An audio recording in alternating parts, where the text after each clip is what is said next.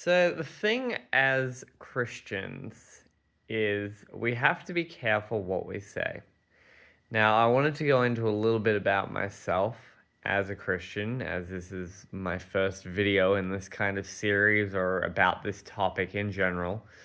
And I think I want to make more videos like this. I'm going to keep it easy going. I'm not going to give any requirements or anything and just kind of go off how I feel. So I've been a Christian my whole life. I grew up in a Christian household. And I will say, the people who fall furthest from God are usually Christians, unfortunately.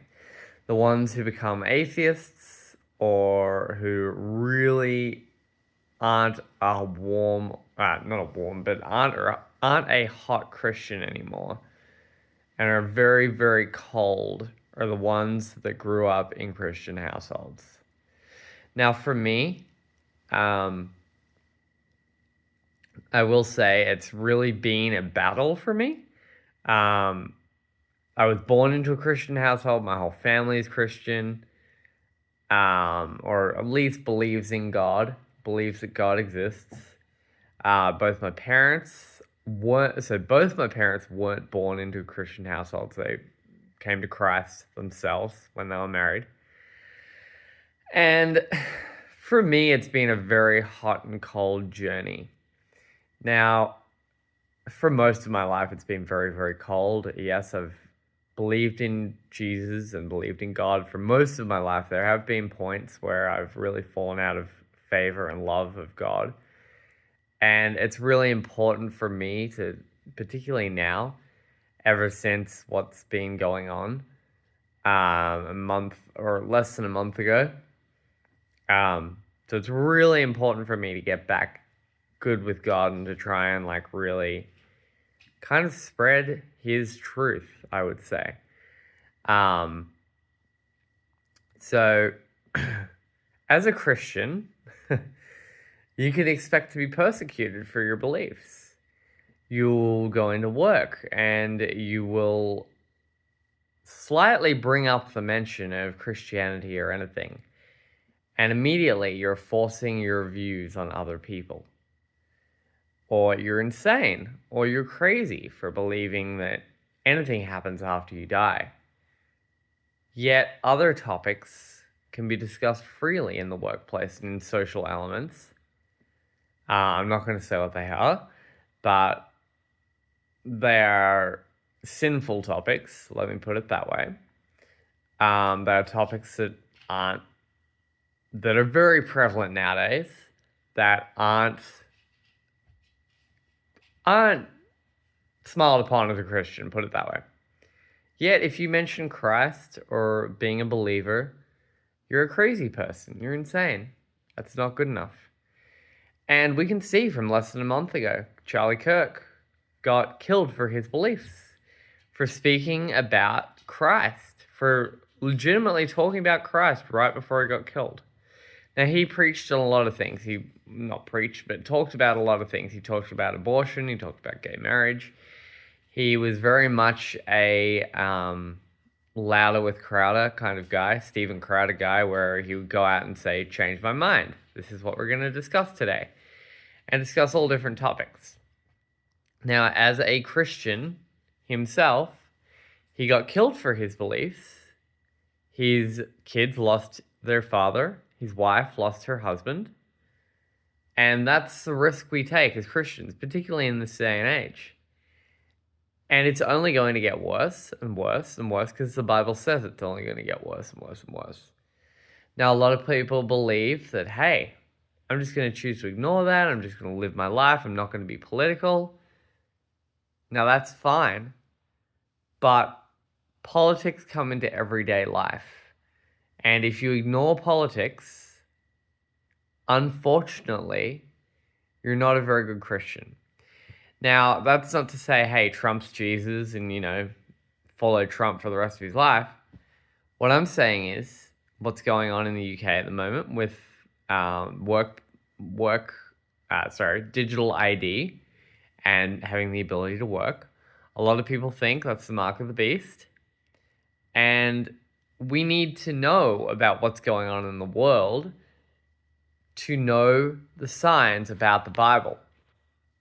So the Bible says that there will be signs of the coming of the end of time, about the rapture and all of that kind of stuff.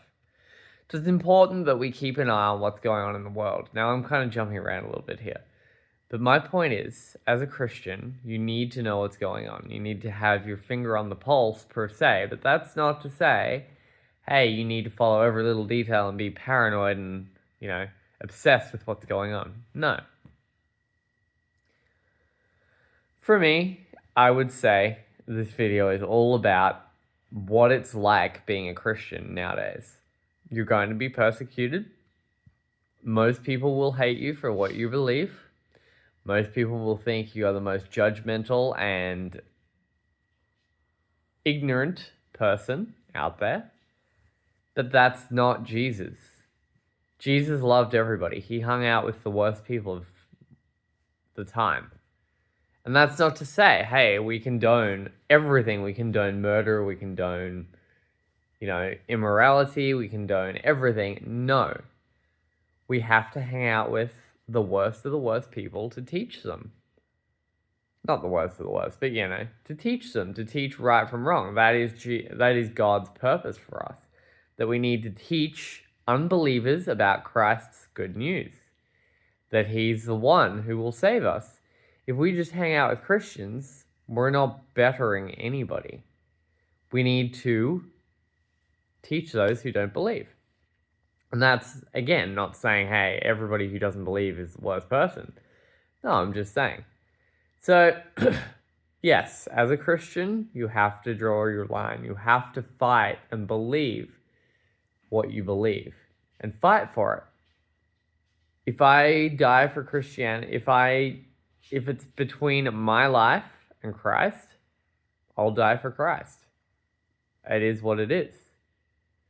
That's my line in the sand. And more people need to be like that. And more people need to be less warm, more, not extreme's the wrong word, more passionate about their views. Lots of other people are passionate about their views nowadays. Why can't Christians be? If you believe that Charlie Kirk died and you are happy about that, I mean, obviously he died, that's the wrong way of saying it. But if you are happy that Charlie Kirk is dead and you think that the person who killed him is the best person out there, that's not the attitude we should be having. At the end of the day, a person died, and it's very sad to see. It's scary. No matter which side of the fence you're on, it's very, very, very scary because there are people out there that will kill you for your views. And that's been happening all throughout time, but it's getting more and more prevalent because of the internet and because of all kinds of things. Now, I'm going to try and aim for this video to be around 10 minutes long, but to me, it's very important that we are passionate about what we believe and we aren't afraid of sticking up for Christ. Not enough people do nowadays. And as God says, or as Jesus says, many are called, few are chosen. So, take that how you will.